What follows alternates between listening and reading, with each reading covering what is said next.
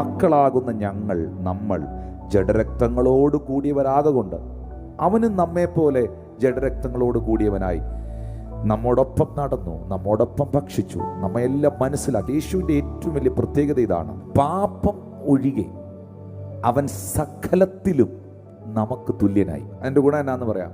ഈ രോഗങ്ങളിലൂടെ കടന്നുപോയി സൗഖ്യം പ്രാർത്ഥിച്ച ഒരു മനുഷ്യന് മാത്രമേ മറ്റൊരു രോഗിയെ കാണുമ്പോൾ ആ വ്യക്തി എന്താ അനുഭവിക്കുന്നതെന്ന് ശരിക്കും മനസ്സിലാകത്തുള്ളൂ.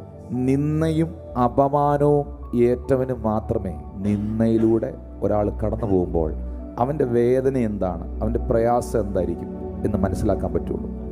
വിശന്ന് പട്ടിണി കിടന്നിട്ടുള്ളവന് മാത്രമേ മറ്റൊരുത്തൻ്റെ വിശപ്പിനെ ശരിക്കും എന്താന്ന്, വിശപ്പിൻ്റെ വില എന്താന്ന് മനസ്സിലാക്കാൻ പറ്റും. യേശു ഇത് തന്നെയാണ് പ്രിയപ്പെട്ടവരെ.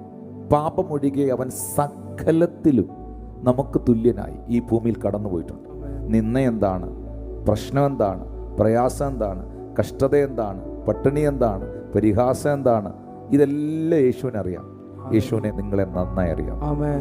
മകളെ, കർത്താവ് നിങ്ങളെ മനസ്സിലാക്കുന്നത് പോലെ ഈ ലോകത്തിലെ ആർക്കും നിങ്ങളെ മനസ്സിലാക്കാൻ പറ്റുന്നില്ല.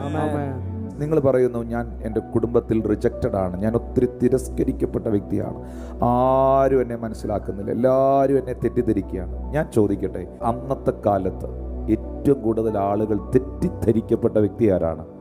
യേശുവാണ്. അപ്പോൾ നിങ്ങളെ ഒരാൾ തെറ്റിദ്ധരിക്കുന്നെങ്കിൽ അതിൻ്റെ വേദന യേശുവിനറിയാം. അവനെ ഒത്തിരി പേർ തെറ്റിദ്ധരിച്ചിട്ടുണ്ട്. നിങ്ങളെ ഒരാൾ അവഗണിക്കുന്നെങ്കിൽ യേശു ഒത്തിരി അവഗണനകളിലൂടെ പോയിട്ടുണ്ട്. നിങ്ങളെപ്പോലെ എല്ലാ കഷ്ടതകളും വേദനകളും പാപമൊഴികെ സകലത്തിലും സർവത്തിലും അവൻ നമുക്ക് തുല്യനാണ്. യേശു നിങ്ങളെ അണ്ടർസ്റ്റാൻഡ് ചെയ്യുന്നു. നിങ്ങളുടെ കണ്ണിൽ നിന്ന് ഒഴുകിയ കണ്ണുനീര് എന്തിനാണ് എന്ന് യേശുപ്പയ്ക്ക് അറിയാം.